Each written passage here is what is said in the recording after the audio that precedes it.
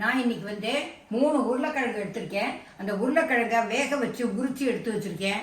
அது வந்து எப்படி கறி பண்ணணும் அப்படிங்கிறத நான் காமிக்க போகிறேன். இப்போ இந்த உருளைக்கிழங்கை வந்து வேக வச்சு வச்சுருக்கேன். அதை சின்ன சின்னதாக கட் பண்ணிக்கணும். இந்த கட் பண்ணுறதை நான் காமிக்கிறேன், பார்த்துக்கோங்க.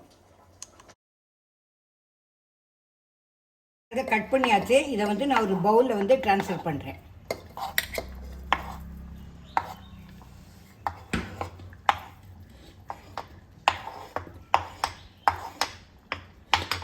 உருளைக்கிழங்கை கட் பண்ணி வச்சுருக்கேன். அதில் வந்து கொஞ்சம் மஞ்சப்பொடி போட்டுக்கணும். அதுக்கப்புறம் கொஞ்சம் காரப்பொடி, கொஞ்சமாக உங்களுக்கு எப்படி வேணுமோ காரம் அதுக்கு தக்கப்படி போட்டுக்கணும். ரொம்ப காரமாக இருந்தால் கொஞ்சமாகவே போட்டுக்கோங்க. அதுக்கப்புறம் உப்பு கொஞ்சம் போடணும். இதை எல்லாத்தையும் கலக்கி ஒரு இலுப்புச்சட்டியில் எண்ணெய் விட்டு இதை வந்து வதக்கணும். கறி பண்ணுறதுக்கு கொஞ்சம் எண்ணெய் கொஞ்சம் கூட விட்டுக்கணும். 1 ஸ்பூன்லாம் கிடையாது, கொஞ்சம் கூடவே விட்டுக்கோங்க. அப்போ தான் நல்லா முறுமுறுன்னு வரும். எண்ணெய் விட்டாச்சு. அதில் வந்து இப்போ வந்து கடுகு போடணும். கடுகு வெடித்த உடனே உளுத்தம்பருப்பு போடணும்.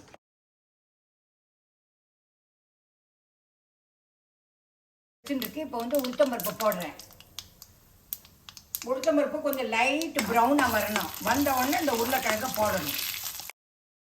அடுப்பில் போட்டாச்சு. அடுப்பை வந்து கொஞ்சம் சிம்மாக வச்சுக்கோங்க. இது வந்து வதங்கிறதுக்கு கொஞ்சம் நேரம் ஆகும். லைட்டு முறுமுறுன்னு வரணும்னா கொஞ்சம் டைம் ஆகும்.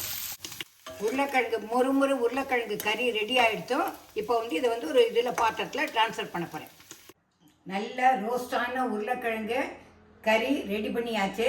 நீங்கள் சாப்பிட்டு பார்த்துட்டோ லைக் பண்ணுங்க, ஷேர் பண்ணுங்க, சப்ஸ்கிரைப் பண்ணுங்க. அது எப்படி இருந்ததுங்கிறதுக்கு எனக்கு கமெண்ட் பண்ணுங்க. Tata, bye bye.